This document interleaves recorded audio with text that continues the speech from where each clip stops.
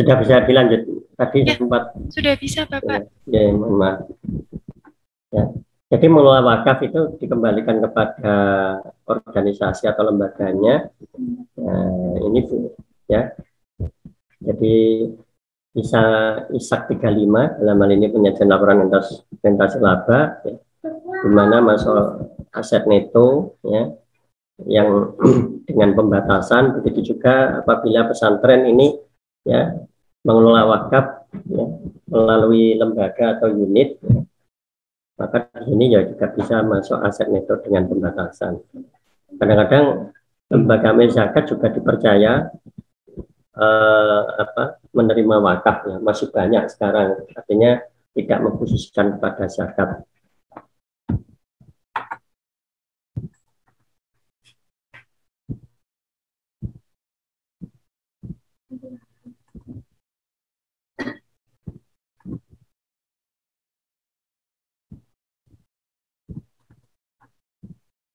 Dan screen-nya lepas.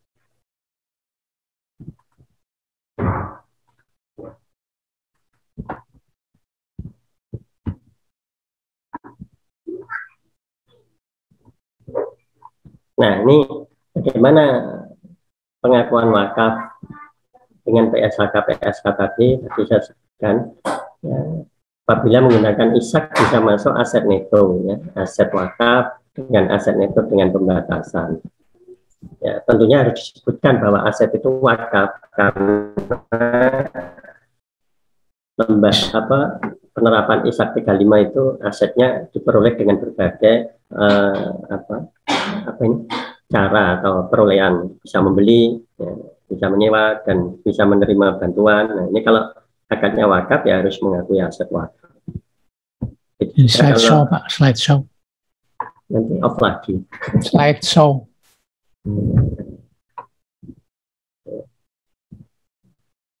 Nah, di dalam akuntansi zakat ya, bisa masuk dana infak terikat ya, atau dana kelolaan, yang artinya dana itu memang tidak langsung diberikan kepada atau aset kelolaan ya, dana itu tidak langsung diberikan kepada mustahik, tapi dikelola dan kemudian menghasilkan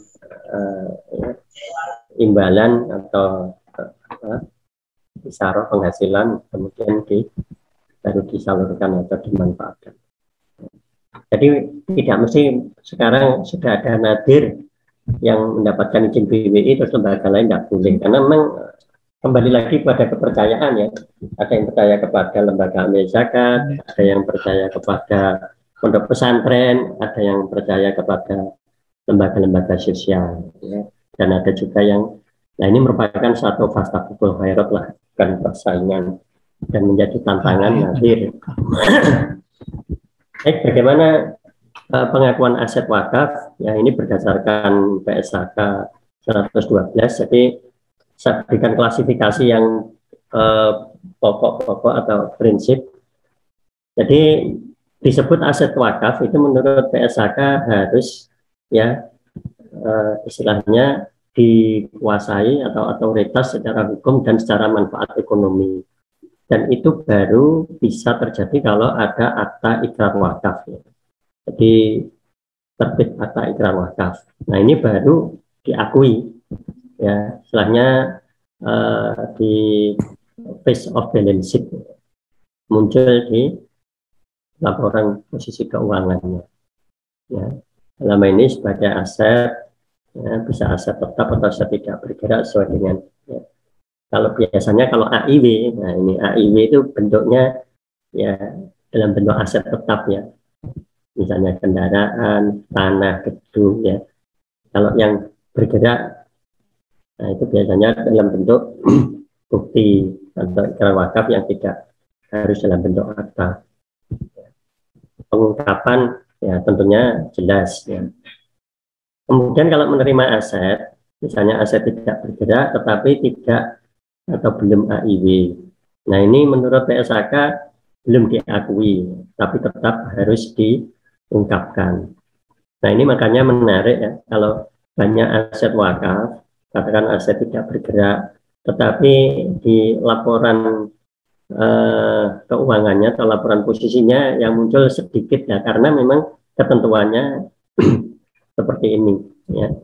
Nah, kenapa kalau ketentuannya seperti ini yang menghilangkan atau minimalisir kontingensi ya, misalnya sengketa.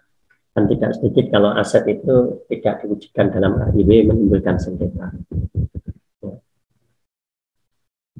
Nah, kemudian aset wakaf yang dikelola menghasilkan manfaat itu diakui juga ya.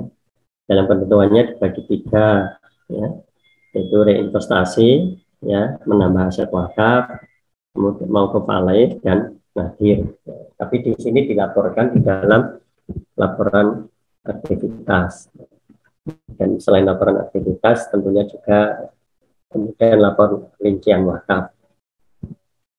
Bagaimana kalau ada wasiat wakaf seperti tadi wakaf asuransi, ini kan wasiat ya, dan juga tertulis. Nah, oleh karena itu ini karena masih wasiat itu dalam syariah namanya wa'ad janji. Jadi wakif yang berwasiat kalau wafat, nah itu baru ada pengakuan dan tentunya melalui mekanisme legal ya.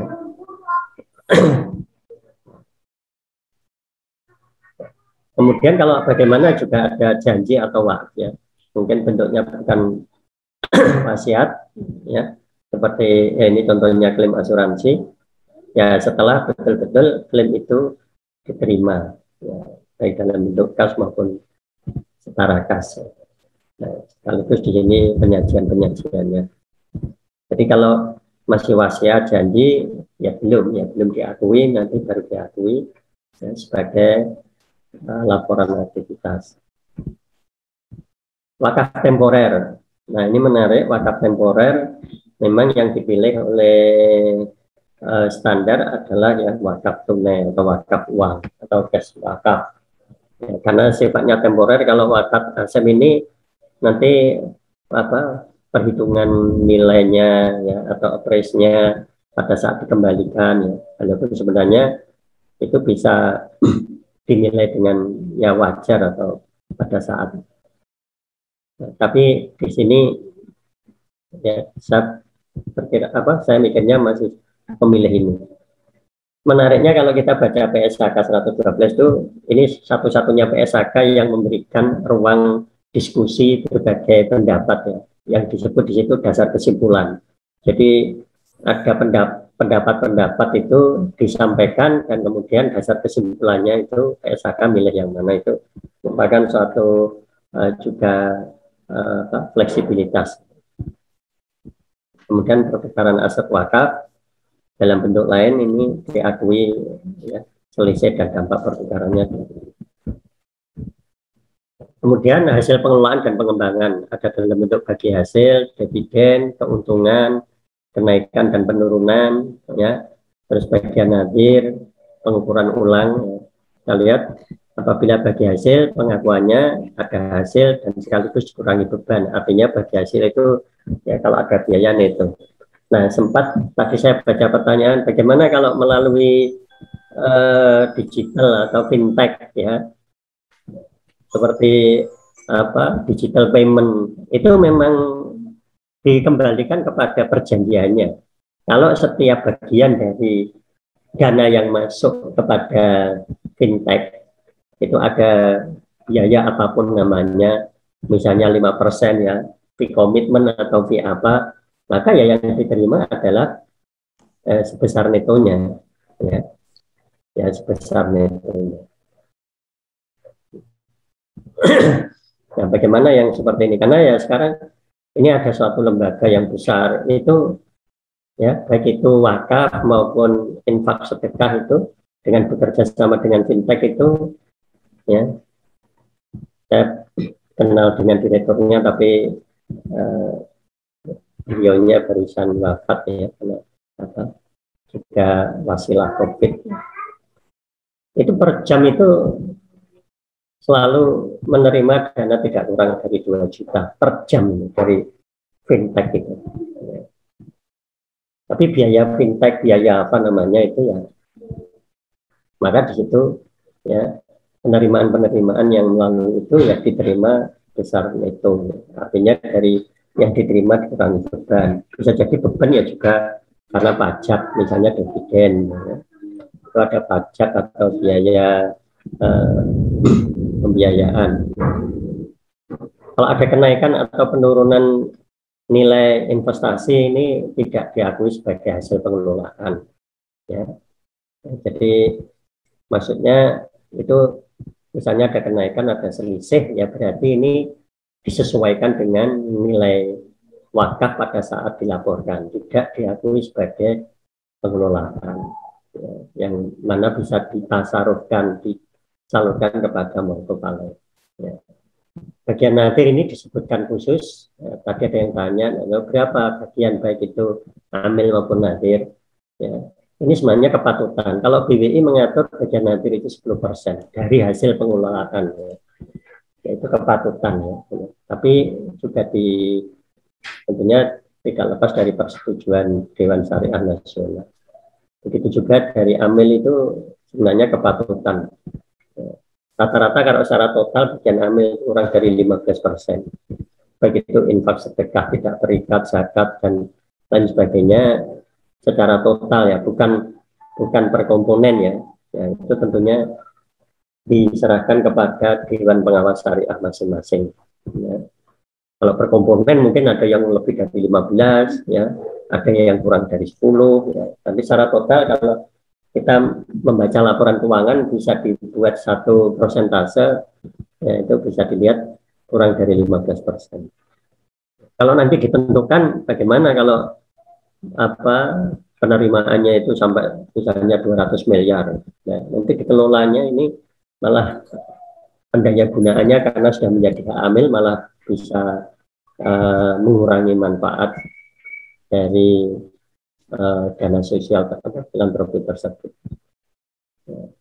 Terus kemudian pengukuran ulang, ya, ada aset wakaf yang mungkin berkembang, tanaman, ya, termasuk aset wakaf tanah, ya, itu ada pengukuran ulang kewajaran, ya, yaitu menambah aset wakaf, tidak merupakan hasil pengelolaan. Nah, tapi kalau di sini ada pelepasan atau dalam hal ini pertukaran, ya, karena memang di situ wujudnya adalah penerimaan, maka di sini bisa diakui sebagai penerimaan. Tapi ini penerimaan wakaf, ya, yang mana menambah aset wakaf sesuai dengan aset yang sesuai. Kemudian peruntukan. Nah, ini hasil pengelolaannya, ya, menjadi beban atau masuk laporan aktivitas disebut mauquf alaih, hanya digunakan sarana dan kegiatan ibadah, ya. Kemudian sarana dan kegiatan pendidikan. Bagaimana kalau wakaf itu sendiri juga untuk sarana ibadah? Ya, biasanya ya juga. Jadi kalau untuk sarana, tapi kalau untuk kegiatan ya tentunya tidak boleh, ya, karena maka dari itu di sini disebutkan kalau hasil itu sarana dan kegiatan. Seperti hasil suku itu mauquf alaihnya bisa sarana dan juga bisa kegiatan. Misalnya kendaraan ambulan, ya, terus peralatan medis, ya. Kemudian bantuan kepada fakir miskin, melantar dan lain sebagainya, kemajuan. Ini yang disebutkan dalam PSAK juga dalam regulasi. Nah, ini yang saya sampaikan tadi, ada dasar-dasar kesimpulan, ya, kalau kita baca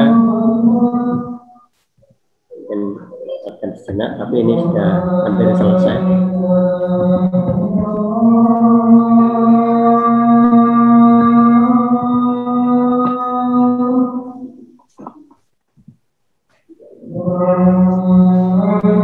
Sambil saya geser screen.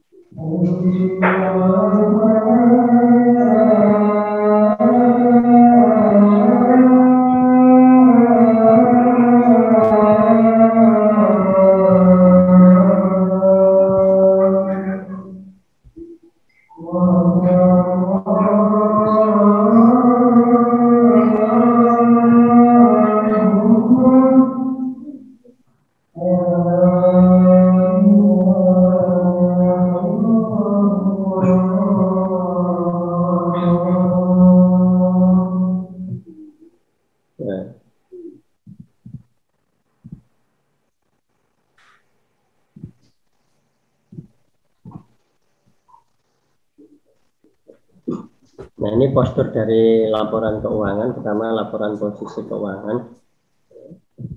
Jadi ada satu liabilitas. Di sini ada wakaf temporer. Jadi wakaf temporer itu yang wakaf menjadi jangka waktu, ya. Yang mana selama jangka waktu itu ya dikelola oleh nadir, dan ketika jangka waktunya selesai maka dikembalikan.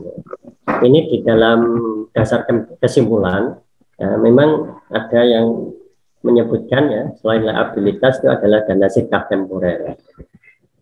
Artinya karena memang wakaf temporer dalam hal ini khususnya misalnya uang, ya itu kan dikelola dan menghasilkan bagi hasil atau hasil pengelolaan, yang mana hasil pengelolaan itu merupakan ya bagian nadir maupun paleh dan investasi. Dan kemudian pada masa tertentu. Hanya saja istilah dana sirkah temporer ini orientasinya adalah dana investasi, ya, bukan dana yang dengan akad serah terima wakaf. Ya. Tapi sebenarnya kalau dari fungsinya pendaya gunanya adalah dana sirkah temporer. Kalau dimasukkan liabilitas, ya, sebenarnya bukan hutang, tetapi ini merupakan suatu titipan. Apalagi sekarang ini ada wakaf uang, wakaf bukan wakaf uang ya, wakaf apa istilahnya, uang tapi digunakan untuk misalnya pembangunan pondok pesantren, pembangunan masjid. Artinya nadir yang menerima itu sebenarnya tidak punya kewenangan untuk mengelola, tetapi hanya sebagai penyalur, ya. Maka ini ya juga uang yang diterima ini juga juga menjadi liabilitas sebenarnya, karena harus bukan dalam otoritasnya, tapi harus disalurkan kepada sesuai dengan peruntukannya. Jadi menjadi satu kewajiban bagi nadir untuk menyerahkan kepada pihak lain, sebagaimana yang istilahnya wakaf dari uang atau wakaf, ya, bukan wakaf uang. Ini tadi laporan aktivitasnya, ya, diklasifikasikan. Ya, ada penerimaan wakaf yang memang itu ya menjadi aset wakaf. Terus kemudian penerimaan wakaf temporer, terus adanya dampak pengukuran tadi ya, bukan merupakan penghasilan, dan ada pengelolaan. Pengelolaan inilah yang kemudian disalurkan menjadi kepada mauquf alaih, menjadi beban. Dan dari sini kalau menurut urutannya seperti ini: dari laporan aktivitas, laporan bersih keuangan, laporan rincian aset wakaf, laporan arus kas, dan catatan atas laporan keuangan. Jadi laporan aktivitas keuangan dan di sini rincian, ya, rincian wakaf. Jadi wakaf itu bisa bertambah pertama karena adanya penerimaan aset wakaf dari wakif, ya. Kedua, hasil pengelolaan yang dialokasikan untuk reinvestasi. Jadi tadi setiap wakaf yang dikelola dan menghasilkan, ya, misalnya ruko atau apartemen atau katakan rumah sakit, rumah sehat yang itu menerima penerimaan, ya, maka itu ada reinvestasi. Nah, disinilah sebenarnya fungsi reinvestasi ini, ya. Jadi di dasar kesimpulan itu bagaimana apakah aset wakaf juga disusutkan? Nah, di antaranya dua hal ini, disusutkan, ya, dan tidak disusutkan. Ya. Walaupun PSAK wakaf menyebutkan boleh disusutkan. Fungsinya disusutkan itu tentunya adalah mengurangi, tapi manfaat ekonomisnya di satu sisi adanya reinvestasi itu menambah jumlah aset wakaf, ya, seperti itu. Karena jelas ada manfaat ekonomis wakaf itu yang berkurang seperti kendaraan. Kalau tanah biasanya malah naik, ya, maupun mungkin yang lain. Mungkin itu untuk prinsip-prinsip dari wakaf dan akuntansi wakaf. Terima kasih untuk waktu.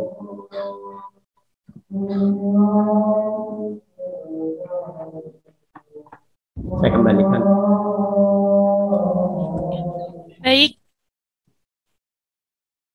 Baik, terima kasih atas penjelasan materinya Pak Nizar. Mohon maaf Bapak, sebelumnya kita istirahat terlebih dahulu atau langsung dilanjutkan dengan studi kasus nggak Pak? Ya, nanti bisa. Ini beberapa tadi sudah saya jawab melihat pertanyaan. Oke. Apakah bisa bertanya langsung? Bisa Bapak. Gimana kalau mau langsung saya mau tanya, kalau mau istirahat ya monggo. Bagaimana Pak Nizar? Dilanjutkan saja nggak Pak? Nanti seandainya waktu pas sholat saya tak ini. Monggo Pak Sugeng. Silakan Pak. Pak Nizar. Assalamualaikum warahmatullahi wabarakatuh. Mau bertanya begini, Bapak, kita kan mengenal ada dana pensiun ya.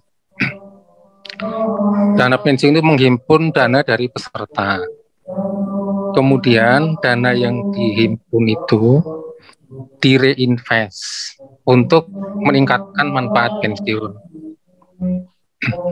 Dan ini semua diatur oleh OJK. Misalnya, yang intinya dana tersebut harus aman, tapi juga harus menghasilkan. Sehingga di situ ada prioritas-prioritas di dalam reinvest.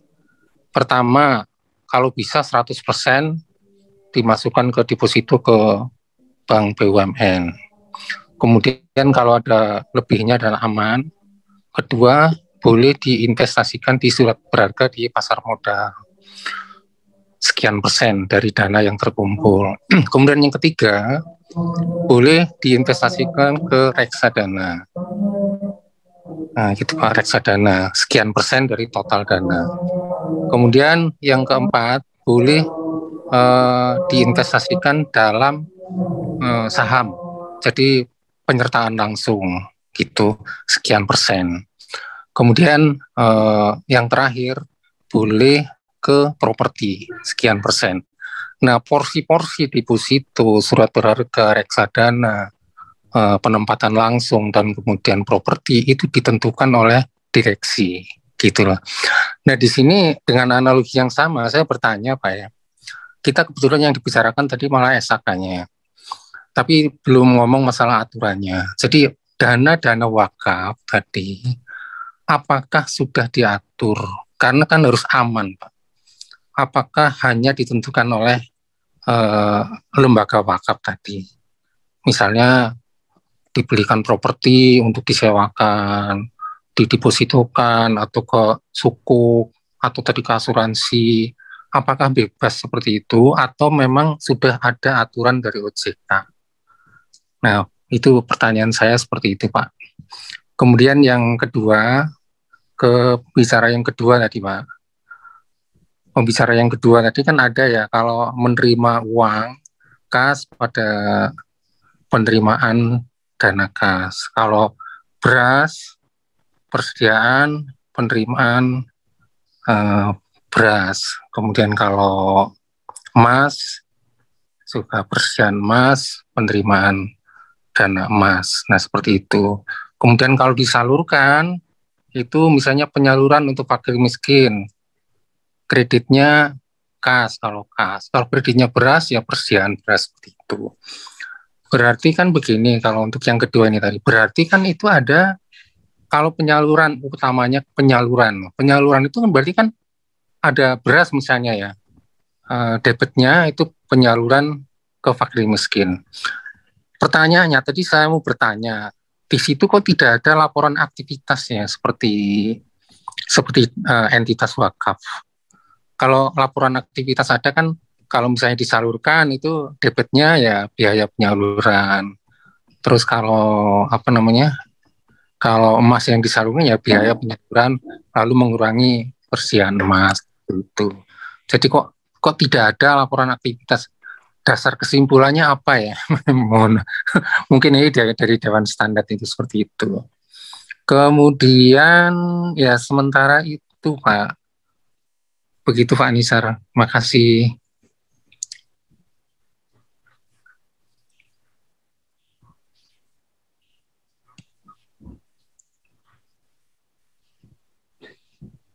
Terima kasih Pak pertanyaannya.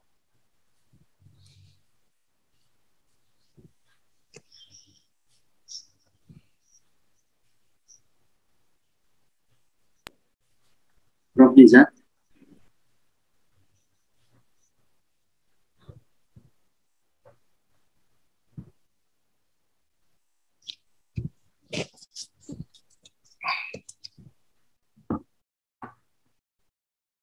Bisa. Mohon izin ya, mau jamaah Oh, ya. Ikomat. Nah, makan juga rencananya nih. Makan di mana? Belum tahu. Tuh yang kami juga bingung lagi paling masjid dulu lah. Beli itu. Pengen beli apa yang enggak es. Nah ini mau makan nasi atau mau makan ini ada belum tahu. Apa lagi baca kalau Panitia ini istirahat dulu atau gimana? Iya, Pak, bisa istirahat terlebih dahulu selama 15 menit nggak, Pak? Oke. Jawabannya nanti ya. Iya, oke. Iya, Prof. Oh, saya juga mau sholat dulu. Ya, baik. Mohon ditunggu nggih, Bapak atau Ibu bisa istirahat terlebih dahulu selama 15 menit.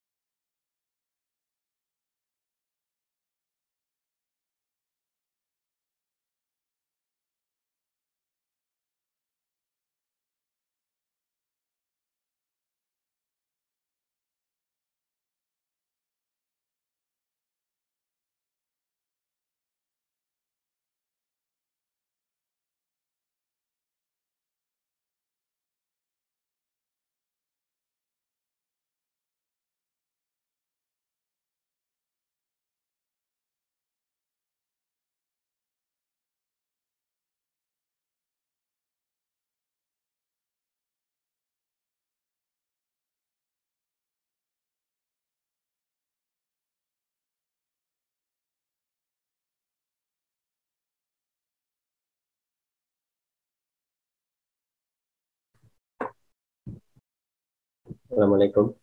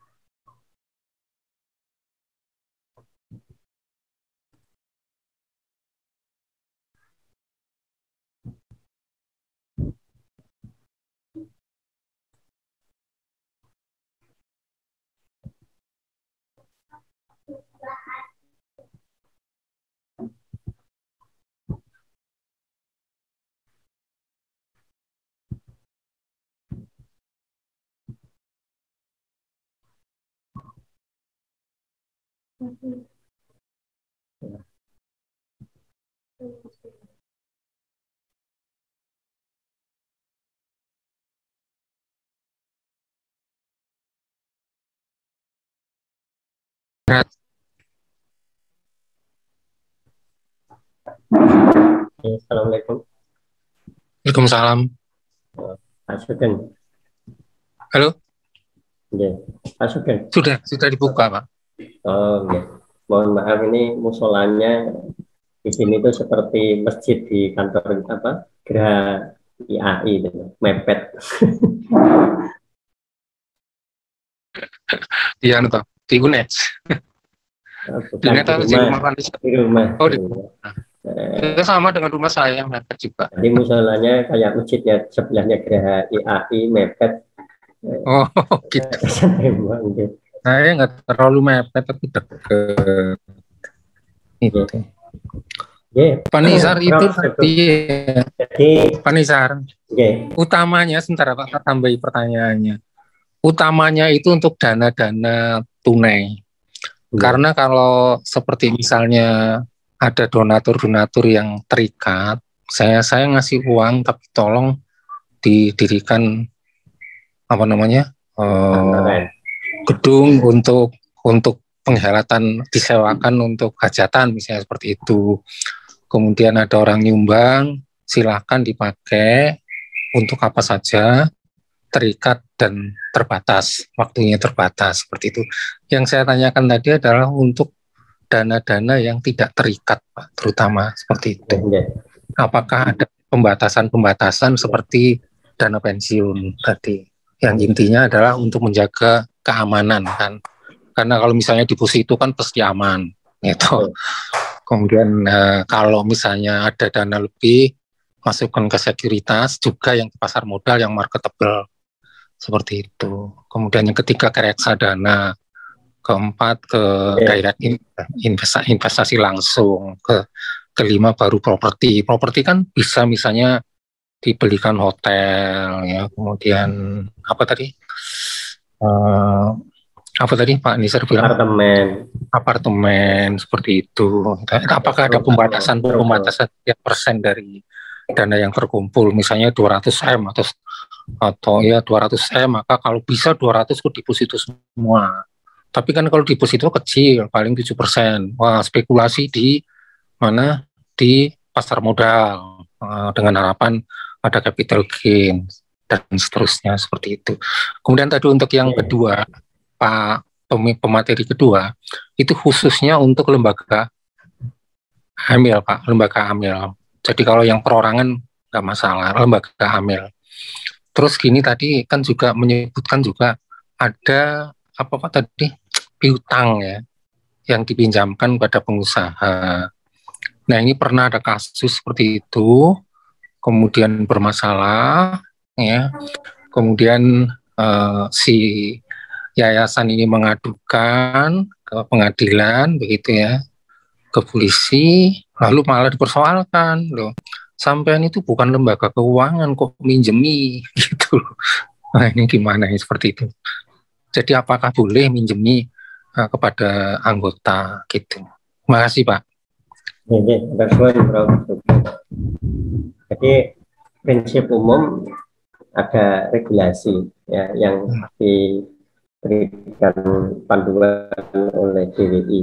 Terus yang kedua dikaitkan dengan sumber dana. Jadi ada sumber dana yang dari masyarakat ya. Kalau nadir yang mendapatkan izin DWI itu ada sumber dana yang dipercayakan kepada nadir ya, dari LKSPWU ya, dan atau melalui PWI. Nah, apabila dana itu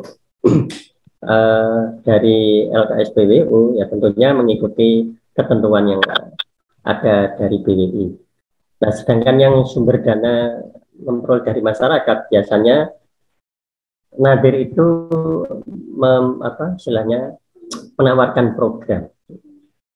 Jadi menawarkan program pengelolaan wakaf ya, wakaf untuk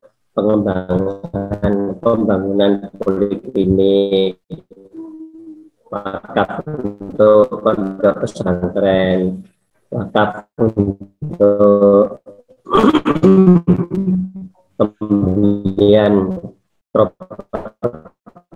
dan lain sebagainya, seperti itu Pak. Jadi ada jadi memang karena wakaf itu sudah genuinnya itu terikat, mengikat, termasuk di dalam hal pengelolaan wakaf itu. Jadi seperti itu ya. Jadi kalau di tempat kami untuk wakaf tunai ya, misalnya tanah untuk pembelian lahan, dalam hal ini sawah, sudah ada lokasi sawah.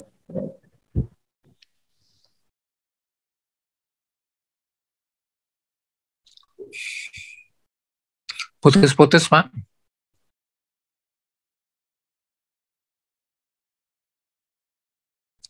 Halo, putus-putus. Putus. Ya ini seperti itu intinya. Jadi aturan baku nggak ada ya Pak dari kayak seperti OJK gitu? Regulasinya dalam hal ini kan Badan Wakaf Indonesia. Oh, Badan Wakaf. Oke, terus yang kedua seperti wakaf dalam bentuk CWL Stadikes Wakaf Link Sukuk, maka itu aturannya dari Kementerian Keuangan tadi. Sebenarnya dalam bentuk sukuk itu, tapi hasil pengelolaannya pun ya juga sudah ditentukan tadi. Mau profilingnya misalnya lasismu, lasis NU, terus lasisnya BSM ya. Nah, seperti itu. Terus peruntukannya juga ditentukan, misalnya ini lasismu untuk pendidikan, lasisnya NU untuk healthcare, misalnya seperti itu. Jadi ya sudah ada kalau gitu ya. Kebijakan itu sudah. Terus saya mohon izin menjawab yang tadi. Oh, monggo. Boleh. Jadi untuk pencatatan wakaf uang, bagaimana pencatatan akuntansinya tadi saya singgung, menurut PSAK tadi adalah liabilitas ya. Maksudnya ya tentunya menambah aset wakaf dan di situ liabilitas. Saya lebih senang silakan liabilitas dan kewajiban ya, tidak dicatat hutang karena memang itu bukan hutang. Nanti kalau istilah hutang itu ada pengertian harus dikembalikan. Tapi kalau kewajiban ya, itu ada kewajiban menyampaikan atau mengembalikan pada saat jangka waktunya. Termasuk wakaf melalui uang, dari istilah wakaf melalui uang yang harus disampaikan kepada nadir yang lain, misalnya dalam hal ini untuk pembangunan pondok atau apa, itu ada istilah wakaf melalui uang.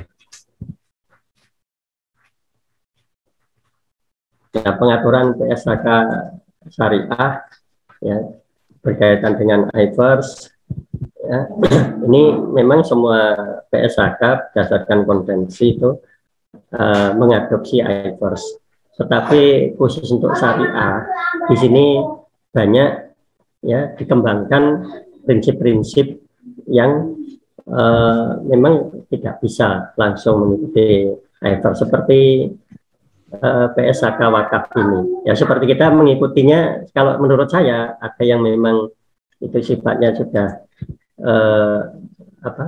misalnya istilah aset, ya istilah aset, ya.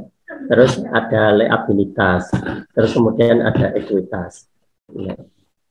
Nah, di sini istilah aset itu kan termasuk bagian dari mengikuti IFRS, dan aset itu mempunyai suatu definisi bahwa aset itu adalah ya dan sebagainya punya manfaat ekonomi di masa depan.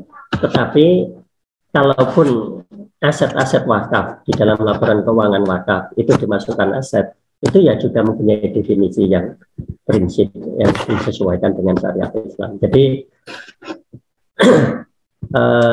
istilah manfaat ekonomi pun bukan manfaat ekonomi secara komersial, ya. Manfaat ekonomi yang bersifat sosial. Artinya ketika menghasilkan manfaat ekonomi itu disalurkan, ditasarufkan kepada fungsi-fungsi sosial. Misalnya kalau dalam wakaf 5 tadi, dan 6 apa? Kalau dalam zakat juga disalurkan baik berdasarkan asnaf maupun berdasarkan program, ya. Seperti ekonomi, sosial kemanusiaan, ya. Nah, jadi itu sebenarnya konteks komersial. Sekalian berkaitan dengan hutang, nanti dijawab oleh Pak Temirin. Jadi ada regulasi yang menyebut, bukan regulasi, di dalam SHK, zakat itu tidak boleh dipinjamkan, tidak boleh dipinjamkan maupun digulirkan. Sedangkan infak itu diperbolehkan. Tetapi di sini ada 2 perlakuan. Yang pertama, digulirkan bukan menjadi sebagai piutang, ya. Artinya bukan menjadi piutangnya lazis atau amil, ya. Ya, tetapi di situ digulirkan dan digilirkan.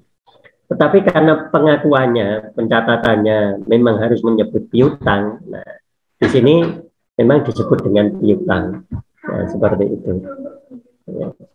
Tetapi sebenarnya piutang itu adalah bukan piutang amil, yang artinya digulir dan digilirkan kepada dari mustahik satu ke mustahik berikutnya. Di sini memang mencari jalan tengah, ya, antara itu kan itu kan kemasan dalam akuntansi dengan ketentuan syariah. Makanya di sini menurut saya ada satu kombinasi, ya, ada satu ya boleh disebut modifikasi. Artinya ya, itu kan Pak Nisar, itu kan kemasannya ya, syariah, iya. Tapi substansinya itu kan sebenarnya merupakan pinjaman. Nah ini ada kasus ya di sebuah yayasan di sini yang seperti itu. Banyak juga yang dipinjamkan itu ya sampai ratusan juta gitu loh. Yang tujuannya adalah untuk membantu si pengusaha tadi. Dia memang anggota gitu loh. Tapi anggota kan kita, jemaah kita lah begitu. Tapi mungkin bukan amil, ya. Pak. Bukan, itu yayasan. Kalau bukan amil, lah kalau yayasan mesti berlaku. Kasusnya bisa nggak sama seperti itu ya. Enggak, karena kan beda, Pak. Kalau amil dengan yayasan kan beda. Amil yayasan pakai isak. Ya memang ya. Amil kan bukan lembaga keuangan, Pak. Apa diklasifikasikan sebagai lembaga keuangan? Bukan ya lembaga amil, tetapi ya. Nggak khawatir saya apakah tidak dipersoalkan nanti bila terjadi wan prestasi gitu. Kalau amil memberikan dana bergulir, kalau terjadi wan prestasi ya sudah tidak masalah, karena itu gitu. Bukan piutang amil. Gitu. Nah, ya itu tadi bergulir dan bergilir. Makna piutangnya itu mengikuti ketentuan akuntansi, tapi substansinya bukan. Itu harus beretikat baik ya, baik yang memberi maupun yang diberi. Tapi kita harus telusuri itu begini, karena yang diberikan kadang bagian dari amil juga. Kalau bagian dari amil itu memang menjadi piutang amil. Kan setiap menerima zakat ada bagian dari amil. Nah kalau yang dipinjamkan adalah bagian dari amil, boleh menjadi piutang amil. Mohon maaf saya lanjutkan? Monggo. Ya. Nah, ini apakah zakat yang disalurkan melalui e-wallet, e-banking, link aja, Shopee tadi sudah saya jawab, yang mengikuti ketentuan. Ya, perjanjian antara ya digital payment itu atau fintech dengan lembaga zakat. Ya. Jadi kalau memang ada fee-nya sebagai jasa, maka ya harus diterima netonya. Untuk rekening bank, zakat, infak, dana non halal, ya, kalau dalam akuntansi sebenarnya cukup dipisahkan dengan kode rekening. Kalau dalam hal penerimaan itu bisa dipisahkan dengan kode, ya, misalnya belakang berapa. Ya, tetapi kalau untuk kehati-hatian, ya, memang bisa dipisahkan rekeningnya. Hanya saja kita harus melihat proporsionalnya. Ya. Kalau dana non halal itu proporsionalnya kecil dan mudah diidentifikasi, misalnya dari bunga atau apa, maka tidak perlu ada rekening terpisah. Karena adanya beberapa rekening ini biasanya ya juga memperumit, misalnya kalau ada audit. Ya. Jadi kami dulu pernah punya 5 rekening lebih untuk memisahkan ya zakat, infak, terikat, infak, tidak terikat. Nah, itu malah penelusurannya dan lain sebagainya, apalagi cabang-cabang. Nah, itu menjadi hampir tiap cabang ada rekening yang berbeda, ya, bukan rekening istilahnya rekening cabang. Jadi sebaiknya dipisahkan dalam sistem akuntansinya, ya, sistem penerimaannya. Kalau mau di sini deh, di sini. Iya, harus start videonya. Kemudian adakah batas maksimum tadi untuk bagian amil tadi sudah saya sampaikan, ya, berdasarkan kepatutan. Maaf ini tadi karena pertanyaannya itu kepada saya, mestinya untuk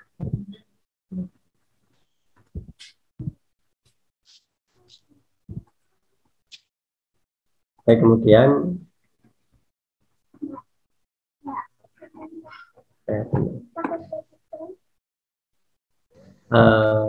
karena zakat, Pak Gemirin sudah nyatat sendiri, ya. Audit lembaga disclosure zakat infak dan Pak Gemirin. Mahasiswa memiliki wakaf uang di salah satu BWI, kita dapatkan pengelola yang dimiliki wakaf tunai, bukan wakaf uang. Proses pengumpulan wakaf tunai mengumpulkan dalam bentuk celengan ke lembaga dan kantor. Maksudnya gimana ya? Wakaf tunai ya wakaf uang itu, ya. Apa bedanya wakaf tunai dan wakaf uang? Sama, ya. Kalau di Inggris kan cash wakaf itu.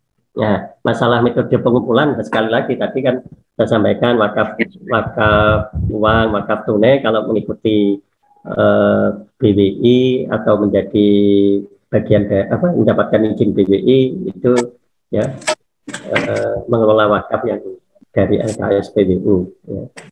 Tapi yang dari masyarakat itu dengan berbagai cara, yang mau kaleng, yang penting masyarakat yang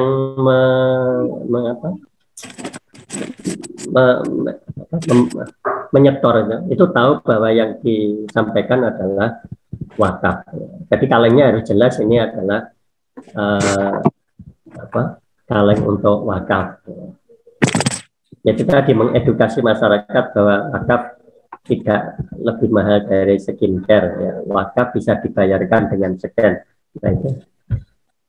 Terus tadi ada pertanyaan apakah yang dibayarkan melalui digital payment yang di situ ada lembaga zakat, apakah ke situ? Ya tentunya ya juga langsung itu, ya, disalurkan kepada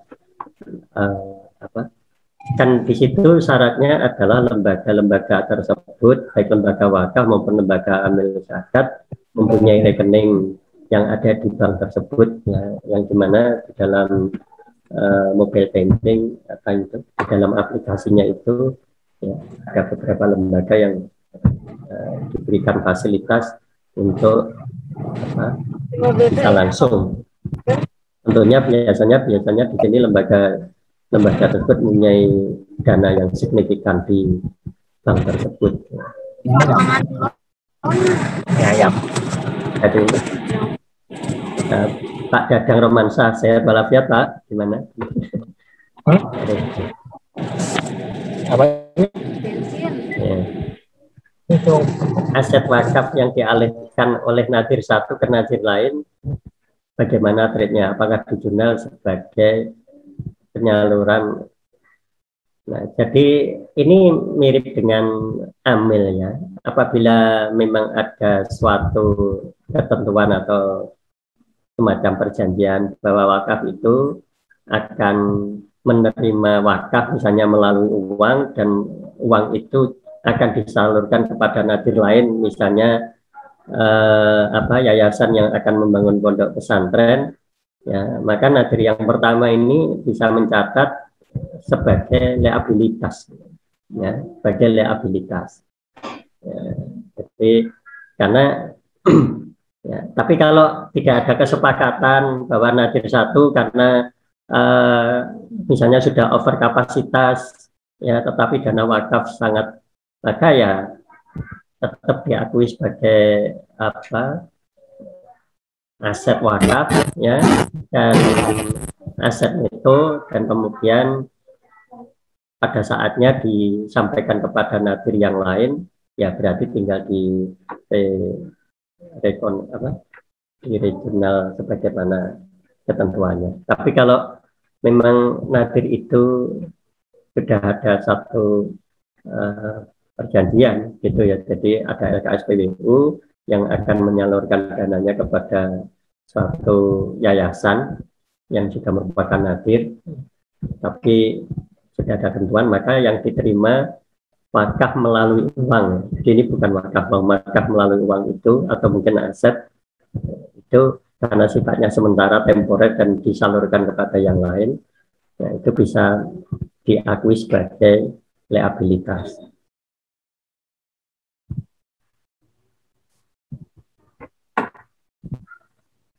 Kalau tidak ada tadi, ya langsung diakui sebagai penambah atau penerimaan aset wakaf dengan. Monggo Pak Pemirin mungkin bisa mulai menjawab. Terima kasih Prof. Izinkan saya langsung ya, nanti khawatir moderatornya masih sholat. Iya, moderatornya dilewati. Saya izin share pertanyaan-pertanyaan ini ya. Pertanyaan ini. Tapi sebelum saya menjawab sebagian pertanyaan yang disampaikan oleh peserta, tadi mungkin saya akan mengomentari dulu atau tentang pertanyaan dari Prof. Sugeng tadi. Prof. Sugeng masih hadir? Masih Pak, masih. Terima kasih Prof. pertanyaannya. Tadi langsung saya terkait dengan tentang zakat ya. Tadi disampaikan tidak ada laporan aktivitasnya. Ada Prof. Ini laporan aktivitasnya di sini disebut sebagai laporan perubahan dana. Oh itu ya. Oh. Yang di sini kan ada laporan posisi keuangan. Keuangan di sini laporan perubahan dana. Istilahnya laporan perubahan dana, jadi bukan aktivitas istilahnya. Tapi sebenarnya ya sama saja, ini juga laporan seperti laporan aktivitas. Oh ngaten. Ada penerimaan, ini kan ada klasifikasinya, kan ada apa ya? Tadi yang pertama itu ini zakat, ya kan? Zakat itu zakat penerimaan zakat, ada individual, ada entitas, begitu ya. Terus nanti di sini kalau zakat itu kan penyalurannya kan terbatas ya, dari 8 itu. Di sini jelas di penyalurannya untuk fakir miskin, rikob, ghorim, mu'alaf, sabdillah, ibn sabil gitu. Jadi ini aktivitas. Jadi beban ya, istilahnya sebenarnya beban itu ya kalau dalam komersil. Ya, istilahnya ini pendapatan, kalau konvensional beban. Cuman kalau di sini disebut sebagai penerimaan zakat sama penyaluran zakat. Iya. Jadi bukan bukan tidak ada Prof, sudah ada. Memang lebih ini ya, istilah-istilahnya disesuaikan itu Prof. Tapi ya, accrual atau cash basis ya, kayaknya cash basis. Untuk konsep prinsipnya ya sebenarnya ya cash basis Bos idealnya. Kalau ya soalnya di sini perubahan dana ya kan itu kan berarti jadi cash basis ya. Karena istilahnya kalau penerimaan berarti kan seperti tadi diakui kalau sudah diterima. Terima ya. Baik itu tunai, kas atau barang. Mas. Kalau lembaga entitas wakaf kan accrual itu Pak. Entitas wakaf accrual ya.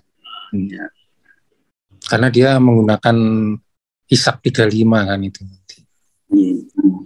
Yang kalau di sini jelas nanti cash basisnya. Disalurkannya imajinasi loh. Iya. Terima kasih Prof atas. Iya, sami-sami.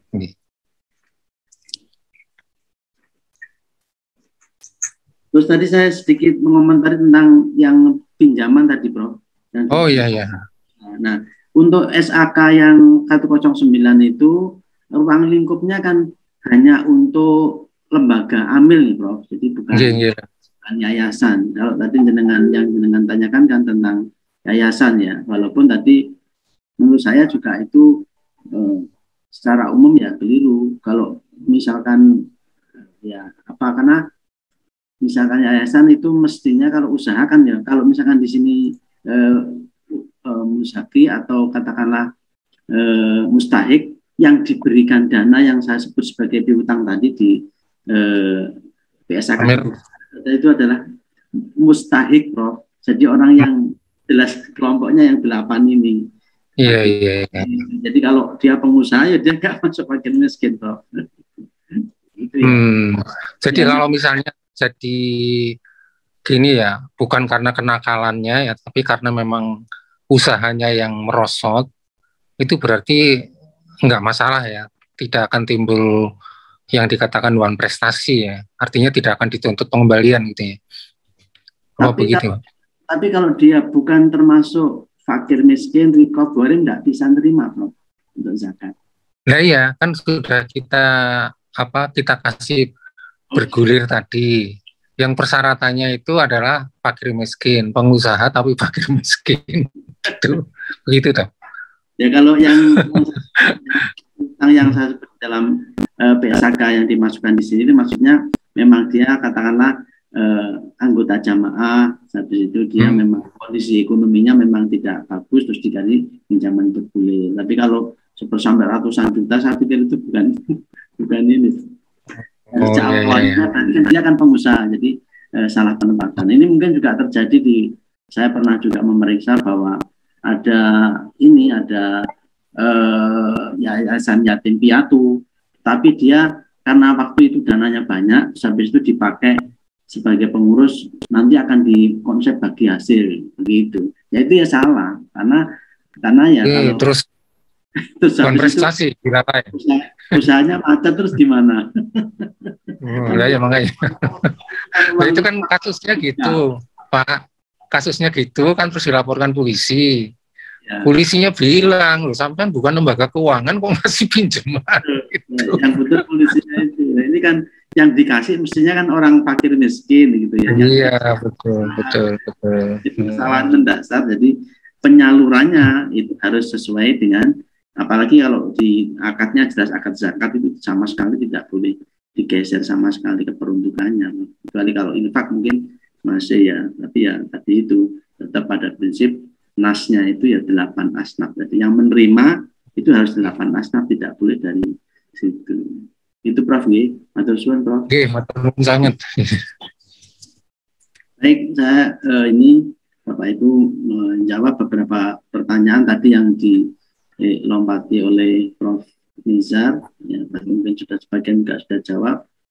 Yang pertama ini misalkan untuk Pak Arif Prima, untuk rekening bank zakat, infak, dana non halal apa harus terpisah atau boleh gabung Pak? Ya sebenarnya rekening itu kan bukan terpisah atau gabung, kalau jelas yang sekalipun misalkan ya lembaga amil ini punya rekening di bank konvensional, berarti kan di situ satu.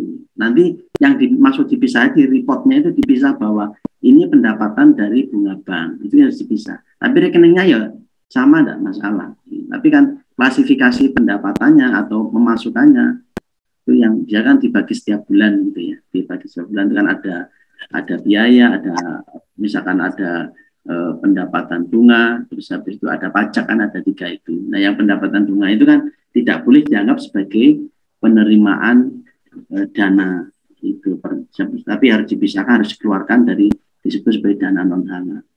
Itu ya Pak Prima yang untuk Pak Willy ini zakat infak sedekah charity amalannya yang kita asalkan melalui e-wallet tadi sebenarnya sudah dijawab oleh Prof ini ya, Nizar ya. Tapi yang disebut dalamnya mencantumkan nama lembaga resmi. Kalau dia ini mencantumkan lembaga resmi, itu pastinya dia sudah ada kerjasama ya, di sekian Pembetu Alfa, dan ini ya, memang lembaga-lembaga zakat ya, atau LAS itu ya, zakat Basnas itu punya pemerintah, Pembetu Alfa ini untuk pemerintah, semua itu untuk sepertinya untuk organisasi zakat di bawah Muhammadiyah ya. Jadi ya kalau kita yakin aja ya, menurut saya kalau itu di sana pasti itu disalurkan, dan itu kalau enggak kan pasti melanggar itu ya. Nah, mestinya ada laporannya dan detailnya laporannya. Tanpa kurang sedikitpun apakah memang tersalurkan? Ya insya Allah disalurkan. Saya pikir tidak berani lah kalau misalkan Link atau Shopee atau OVO atau Isaku itu melakukan tindakan yang semacam itu. Pasti ketahuan kan, sekarang sudah digitalnya kan sudah jelas ya. Kurang untuk biaya fee. Nah, kalau untuk biaya dan fee ini perlu alam ya, itu saya tidak memahaminya. Baik, selanjutnya untuk Rizka Ardani, izin Prof ini untuk Prof. Tadi sudah jawab ya tentang PSAK Syariah dengan IFRS ya. Ya prinsipnya kalau asumsi dasarnya syariah sama IFRS itu kan berbeda ya. Kalau SAK Syariah itu base-nya itu Al-Quran dan hadis. Sementara kalau IFRS ini base-nya kan bisnis ya. Jadi sangat berbeda ya. Sekalipun di dalam SAK Syariah berbasis ada yang bisnis dan mudharabah masyarakat dan sebagainya, itu dasarnya bisnis, tapi asumsi dasarnya kan sangat jauh ya kan. Kalau yang IFRS itu kan istilahnya kapitalisme ya. Sementara kalau misalkan berbasis Al-Quran dan hadis itu kan tidak based pada kapitalisme, tidak based pada pengumpulan kekayaan, tapi adalah pemerataan ya kan gitu. Jadi orang-orang yang mengumpulkan itu kan nggak boleh, seperti surat Al-Lahab itu ya, nanti akan membakar dirimu sendiri ya, di dalam orang. Jadi asumsi dasar PSAK Syariah sama IFRS itu jauh bumi dan langit, istilahnya begitu. Jadi, makanya ya kalau bisa ya jangan ikut-ikut gitu ya. Kita ikut Al-Quran dan hadis. Kalaupun bisnis ya bisnis yang sifatnya halal ya. Jadi yang bisnis halal itu apa ya? Allah menghalalkan jual beli dan mengharamkan riba. Jual beli itu prinsipnya ya barang. Nah, menyambung tadi ada pertanyaan di bawah tentang cryptocurrency gitu ya. Apakah cryptocurrency itu basisnya jual beli barang? Kalau tidak ya itu bisa meragukan. Itu terkait dengan ini tadi PSAK ya, yang asumsi dasarnya jelas berbeda. Adakah batasan maksimum tentu untuk amil tadi sudah dijawab Prof. Iwan, Prof. Nisa terkait dengan kepatutan ya. Jadi orang yang takon wis dijawab. Undang-undang wakaf itu 10%. Itu untuk ini, untuk apa? Tapi kalau di undang-undang zakat sepertinya saya tidak menemukan angka, tapi undang-undang wakaf itu ada angkanya 10% untuk bagi nadir. Kalau di wakaf kan nadir ya, kalau di zakat diambil. Sepertinya kalau di undang-undang zakat saya tidak menemukan jumlah tertentu itu. Tapi ya kepatutan lah, gitu ya, kepatutan. Walaupun di dalam nasnya yang wakaf itu nazir boleh menerima, boleh memakan atau menggunakan hasil dari wakaf, tetap hanya untuk makan tapi tidak untuk disimpan. gitu. Kecuali kalau bekerja ya digaji gitu ya.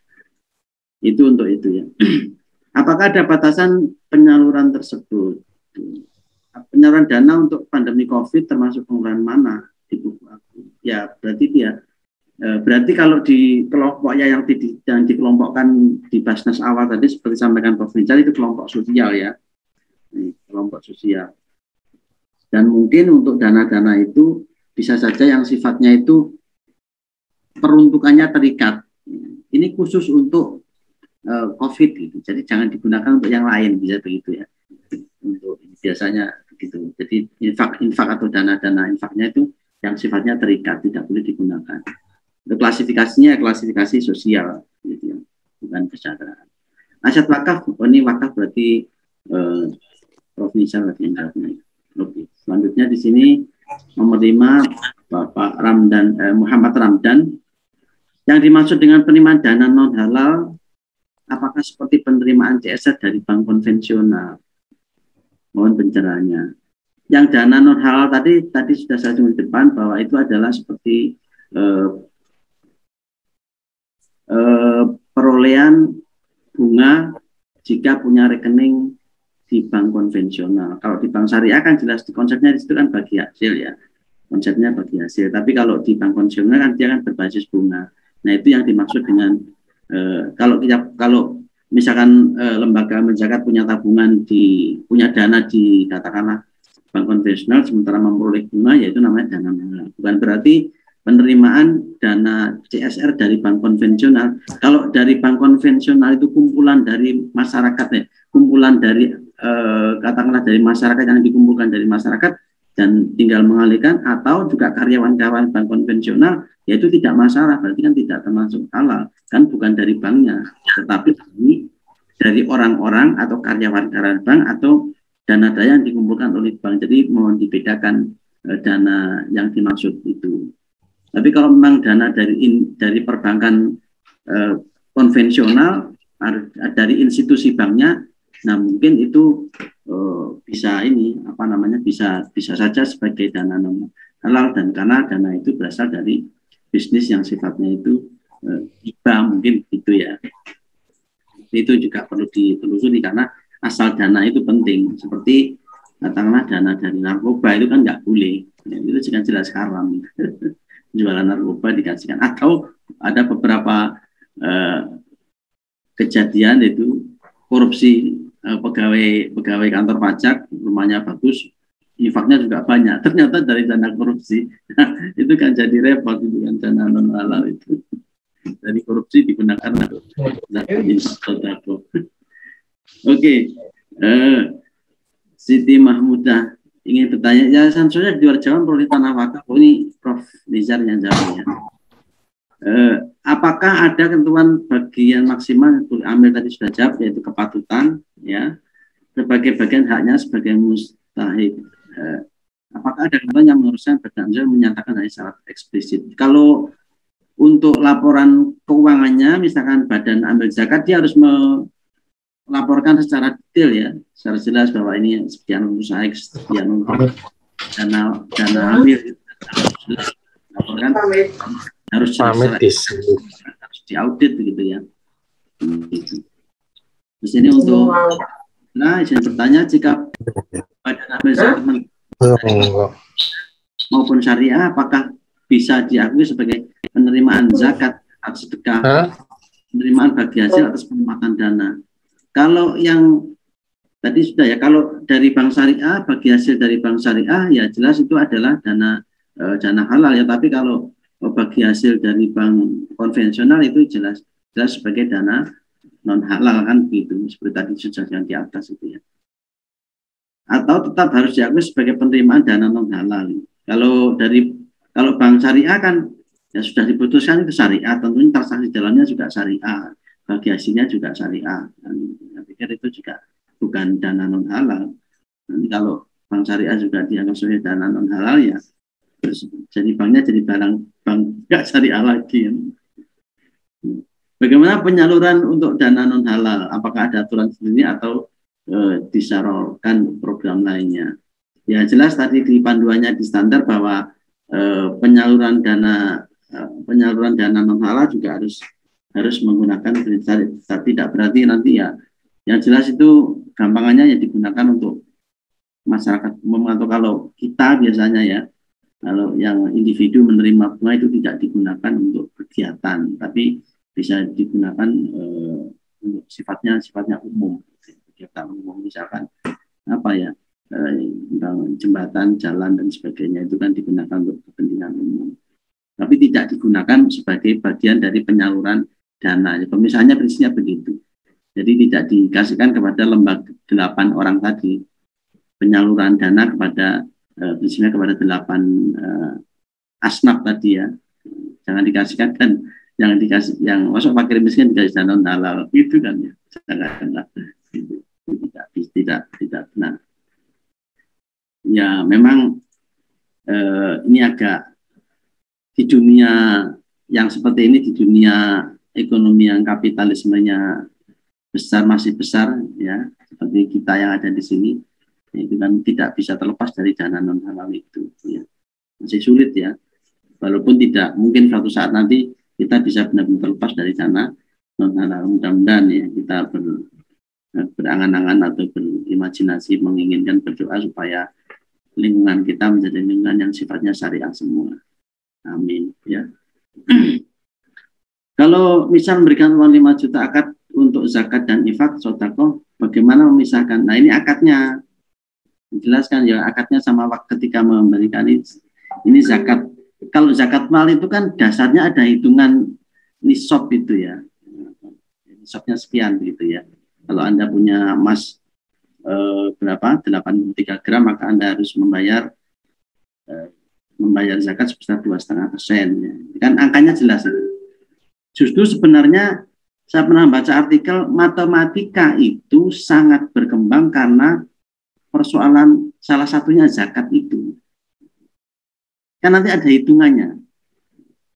Dan persennya ini per 100, ya kan, per 100. Dan masnya kan jelas itu, 2,5% dari emas yang sudah mencapai nisabnya. Angka 100, kalau Anda menjawab membaca artikel lain tentang penemuan angka 0 itu yang menemukan kan orang apa namanya bangsaan Arab ya, siapa namanya itu, Al-Jabar ya, Al-Jabar sebelumnya Al-Jabar itu. Sebelum kalau kita angka-angka mengacu pada angka Yunani kan tidak mengenal angka 0. Bahkan angka 0 itu termasuk angka yang diolok-olok dulu oleh orang Eropa. Orang Yunani kan angkanya kan 1, kalau 10 kan bukan 1 sama 0, 10 itu kan angka simbolnya X. Dan ternyata angka 0 itu sekarang jadi merajalela. Komputer ini berbasis angka 1 dan 0 kan gitu.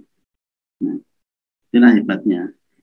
Dan memang logis itu ya, bahwa angka Arab itu memang lahir dari Islam gitu ya. Atau dari nas-nas Quran, karena hitungan-hitungan dari menghitung zakat tadi 2,5% kan 2,5 kali per 100. Nah 100 kan di situ ada nolnya. Kalau nggak ada nol kan nggak bisa menghitung 2,5%. Itu yang ini ya, memisahkannya bagaimana ya, akadnya tadi.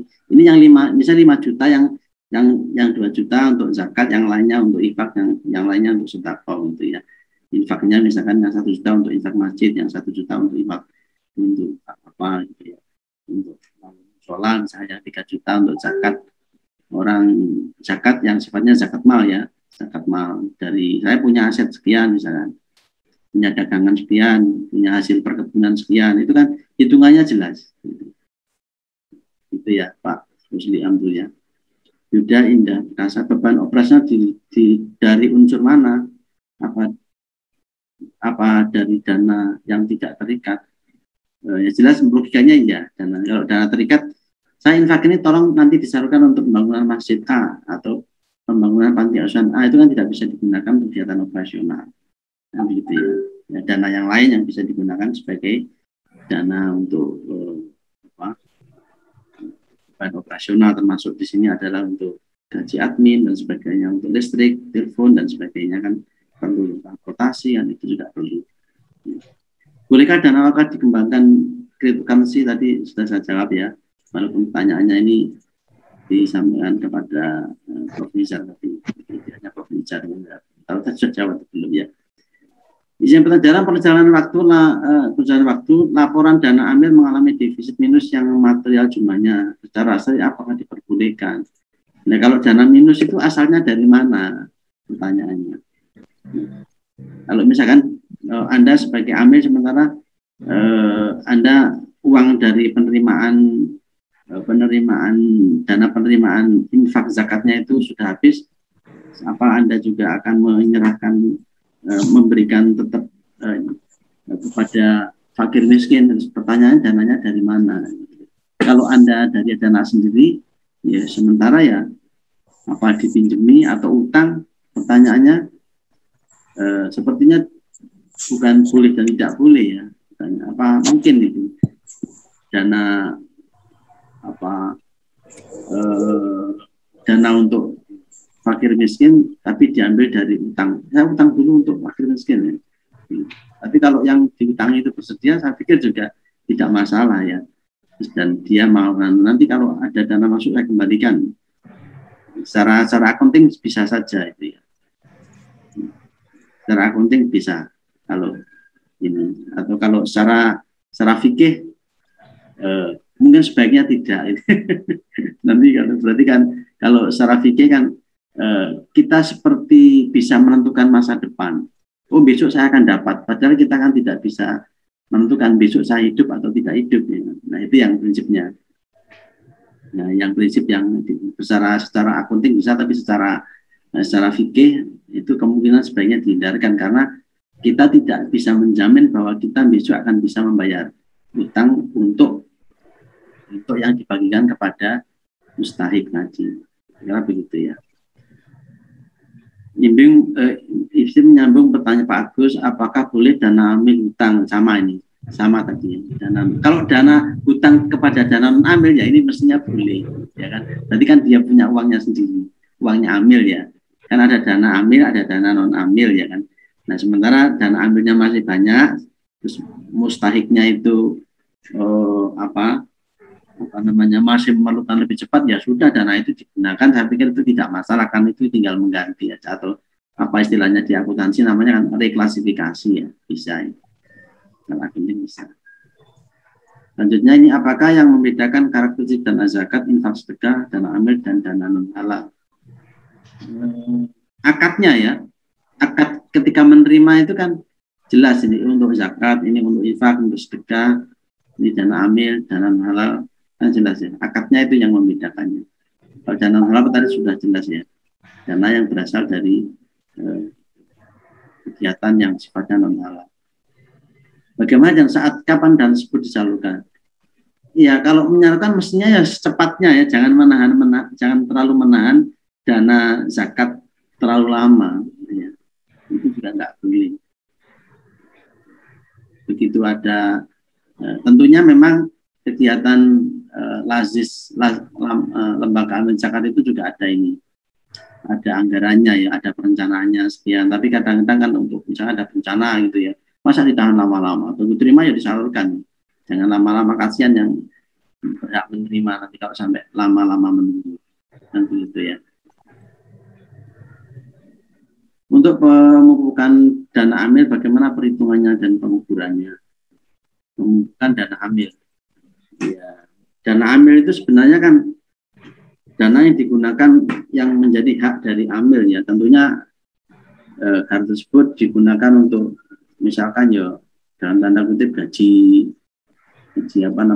pengurus ya, transport, kegiatan operasional, listrik, telepon dan sebagainya itu ya. Tentunya itu ya jumlahnya saya pikir ya tadi sesuai dengan kepatutan. Tapi kalau misalkan dana ambilnya kebanyakan, lebih banyak dari dana non ambilnya kebanyakan ya nggak patut itu ya. Nggak patut itu. Kalau ketahuan nanti banyak dana non ambilnya, nanti para donaturnya tidak menyumbang lagi.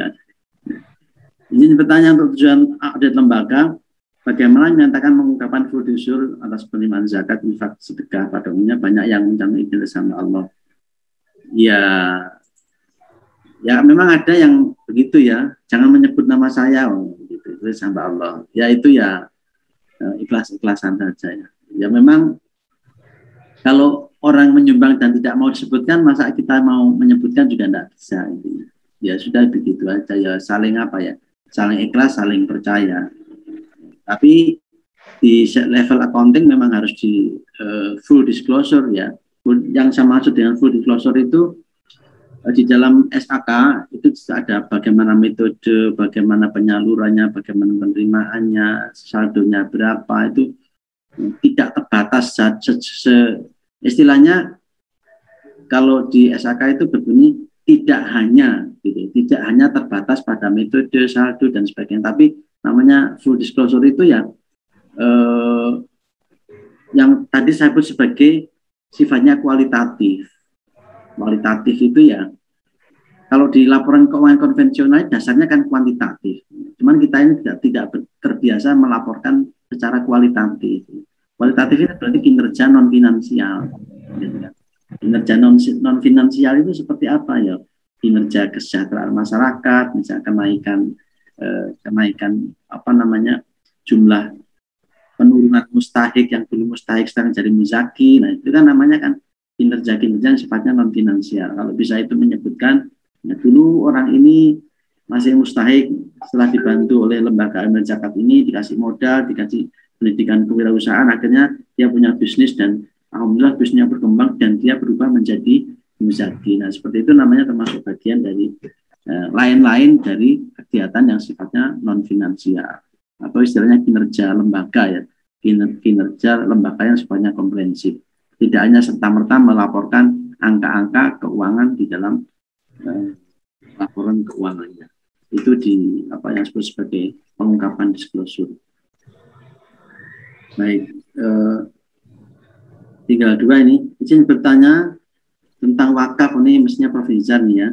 Asalnya pun saya datang kaji syariah Roman Jamal, izin bertanya Prof. Izan, Prof. Izan ditanya bukan ke saya.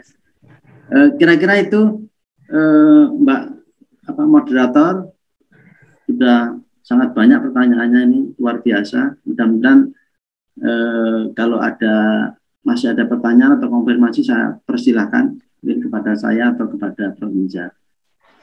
Terima kasih. Assalamualaikum. Baik, terima kasih kepada Bapak Tumirin. Untuk pada chat ini masih ada pertanyaan Bapak? Masih.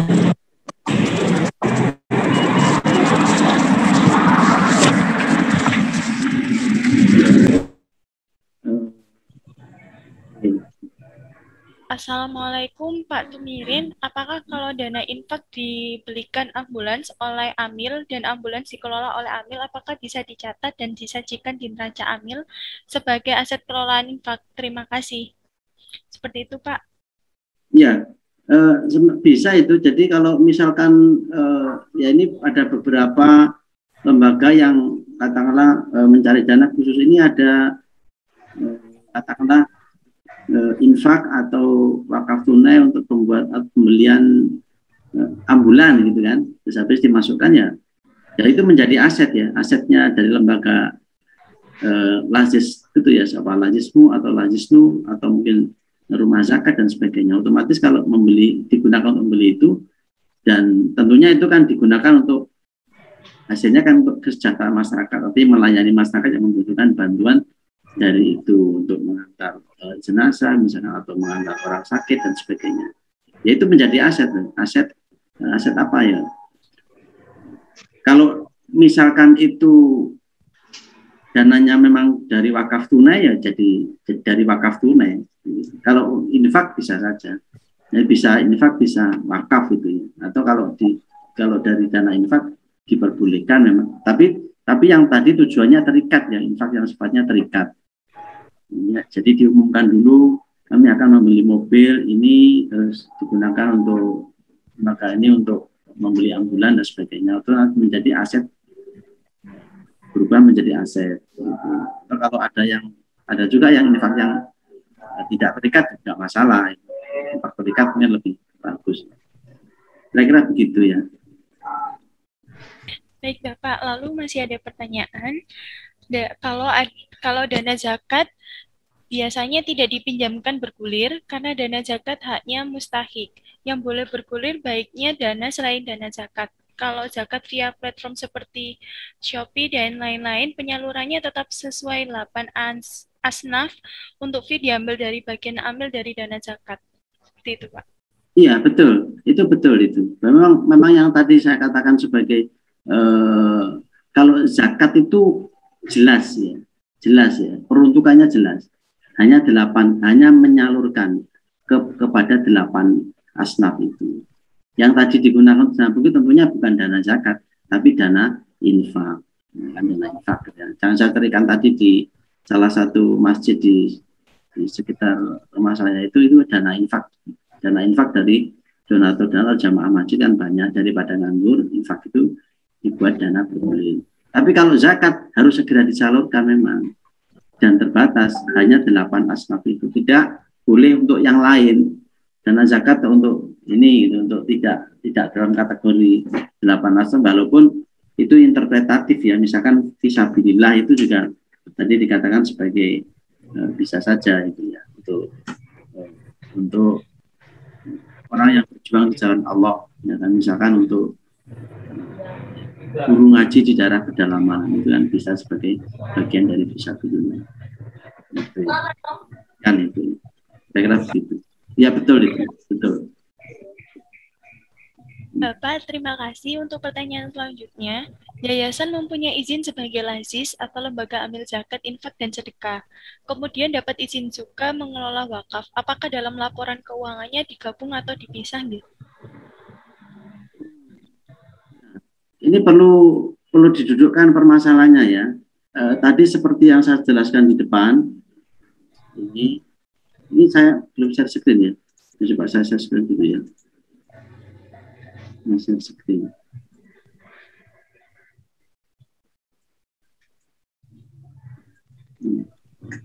Paling atas nih. Ini ya. Ruang lingkup ini perlu dipahami. Jadi yang ruang lingkup atau PSAK ini hanya untuk amil yang menerima dan melakukan zakat infak. Nah, tidak berlaku bagi entitas syariah yang menerima atau memberikan zakat, tetapi bukan menjadi kegiatan utama. Jadi hanya untuk yang memang usahanya itu lazis, ajak lazisnu, rumah zakat dan sebagainya, itu kan dia usahanya memang itu, jadi tidak campur-campur gitu ya, bukan satu lembaga habis itu dia juga sebagai nadir, sebagai wakif, itu campur-campur, itu tidak berlaku untuk di SAK ini. Jadi harus beda-beda.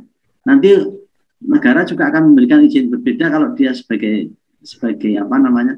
Kalau yang saya tahu ada memang yayasan yang salah satu pendanaannya dengan wakaf, itu boleh zakat, infak, sedekah. Tapi tidak seperti yang disebut di dalam ruang lingkup ini. Untuk yang wakaf, coba saya bukakan ya. Jadi ini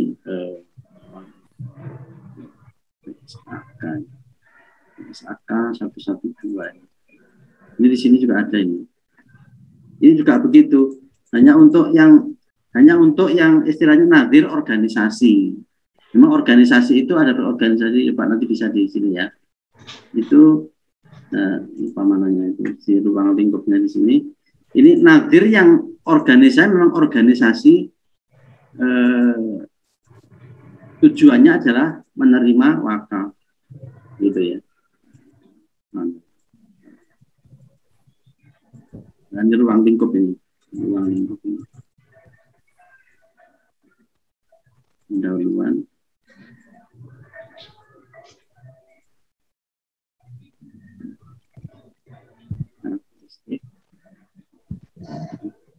Ini ya, dan pendahuluan.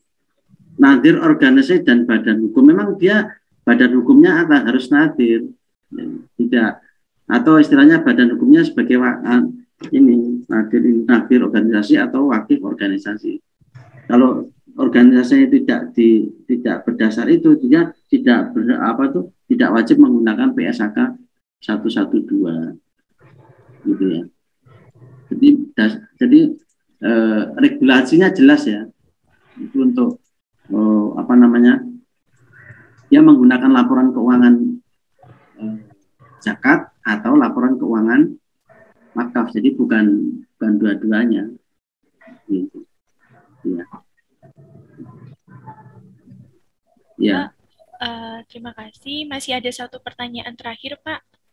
Izin bertanya, Pak, jika ada suatu yayasan memberikan pinjaman kepada salah satu anggota, kemudian anggota tersebut meninggal, tetapi keluarganya tidak mau mengakui hukam tersebut. Ya ini ya. Terus gimana gitu pertanyaannya? Statusnya? Bagaimana pelaporan keuangannya ya, Pak? Seperti itu, Pak. Ya, ini mungkin banyak terjadi ya. Dan mungkin saya juga pernah memeriksa institusi yang semacam itu. Sehingga saya tanyakan, Anda ini kan lembaga yang menerima dana dari masyarakat, terus menyalurkan untuk fakir miskin atau untuk yatim piatu. Nah, dananya kok digunakan untuk modal usaha, pengurus ini gimana? Nggak ada jaminannya lagi. Ya kan, seperti itu. Ya itu kesalahan mendasar ya. Seperti tadi mungkin sudah saya jelaskan, tadi pertanyaannya hampir sama dengan pertanyaannya yang kita diskusikan di awal-awal tadi. Ya, itu kesalahan mendasar menyalurkan. Jadi ini kan kalau lembaga amil zakat itu menerima dan menyalurkan zakat, ya, bukan untuk bisnis, bukan mengumpulkan uang untuk digunakan untuk pengurus, gitu ya. Tidak boleh itu. Makanya dibuatlah standar ini, dibuatlah standar PSAK 109, PSAK 112. Bahkan ada undang-undang zakat, undang-undang wakaf dibuat itu untuk mengatur itu, supaya orang tidak serta-merta mengumpulkan dana masyarakat terus menggunakannya dengan tidak benar. Nanti kalau sudah menggunakan PSAK 112 atau PSAK 109, berarti kan institusi tersebut bisa diperiksa atau bisa diaudit apakah laporan keuangannya sesuai dengan standar akuntansi yang berlaku umum, kan begitu, atau yang ditentukan oleh standar Dewan Standar. Kalau misalkan ada dana yang digunakan untuk pengurus gitu, atau digunakan untuk bisnis, berarti kan dia tidak menyalurkan dana kepada mustahik. Maka duitnya dikasihkan kepada muzaki. Kan terbalik. Yang menerima itu mustahik atau muzaki. Ya mudah-mudahan nggak terjadi banyak-banyak lah. Kalau ada ya semoga enggak. Terus statusnya bagaimana? Nah, kalau tidak mengakui ya otomatis ya dianggap sebagai kerugian. Tadi kan sudah dijelas itu. Nah, kerugiannya bisa kesalahan amil, bisa bukan kesalahan amil. Kalau kesalahan amil misalkan, ya itu bisa diambilkan dari dana amil. Gitu. Kalau dana amil juga nggak ada, ya wallahu alam itu dianggap sebagai kerugian. Tadi di sini mana tadi ya? Ini ada tadi. Ada tadi ya. Nah ini ada ini. Saya screen dulu. Penurunan nilai atas zakat diakui sebagai pengurangan dana zakat jika terjadi tidak disebabkan oleh kelalaian amil. Kerugian dan pengurangan dana amil jika disebabkan oleh kelalaian amil. Jadi jangan sebagai kerugian, gitu ya, atau kelalaian atau nanti mengurangi dana amil. Gitu ya, Mbak. Monggo kalau ada yang mau konfirmasi, mungkin Prof. Hinza juga masih ada di sini.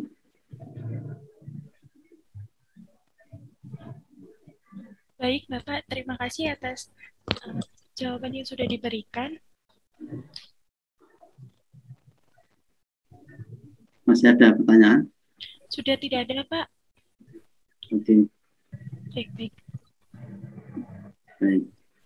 Sudah bisa saya tutup nggih, Pak? Monggo, silakan Pak. Baik, terima kasih kepada Bapak Profesor Dr. M. Nizarul Alim dan kepada Bapak Dr. Tumirin yang sudah memberikan penjelasan atas materi pada siang hari ini hingga sore. Dan terima kasih juga kepada Bapak atau Ibu para peserta PPN online Inovasi Wakaf dan Zakat dan Akuntansi Syariah yang sudah hadir dan berpartisipasi pada hari ini. Saya mewakili seluruh panitia penyelenggara. Kami memohon maaf apabila ada hal-hal dari kami yang kurang berkenan. Saya ucapkan terima kasih untuk acara pada siang hari ini hingga sore akan saya tutup.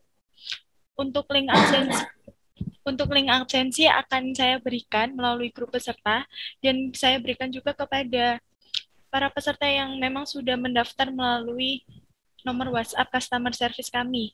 Untuk PPL pada siang hari ini hingga sore akan saya tutup. Terima kasih. Wassalamualaikum warahmatullahi wabarakatuh. Waalaikumsalam. Waalaikumsalam.